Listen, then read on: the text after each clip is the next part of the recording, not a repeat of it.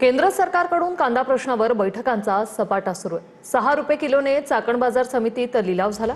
दर परवडणारा नसल्याची शेतकऱ्यांची भावना आहे। खर्च निघण्यासाठी किमान 20 ते 21 रुपये किलो दर मिळणं आवश्यक असल्याचं शेतकऱ्यांचं म्हणणं आहे। कांदा हे पीक नसून शेतकऱ्याचा एक आधार मानला जातं, कारण की कांद्याच्या पिकावरती शेतकऱ्याचं वर्षभराचं जे आर्थिक गणित आहे ते खरं तर करतानाचं पाहायला मिळतंय। आणि त्याचमुळे खरं तर आता सध्या कांद्याला जो कवडीमोल बाजारभाव मिळतो त्यामुळे शेतकरी कुठेतरी हवालदिल झालेला पाहायला मिळतो। त्यामध्ये काय वातावरणामुळे कांदा खराब झालाय पहिली गोष्ट, आणि शेतकऱ्याचा खर्च इतका आहे। आज एक लेडीज कामाला ज्यावेळेस घ्यायची 350 रुपये काढायला लावायला पैसे घेते, आणि कांद्याचे पैसे शेतकऱ्याचे कमीत कमी अर्धा एकरला 20-25 हजार रुपये होते, आणि तेवढा तर त्याचा ऑलरेडी खर्चच आहे। म्हणजे शेतकऱ्याला काय पुरतंय?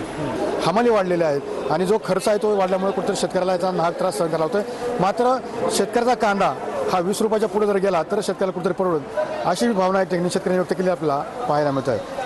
त्यावर अभिषेक सामे सोडले टीव्ही 9 मराठी, चाकण, पुणे।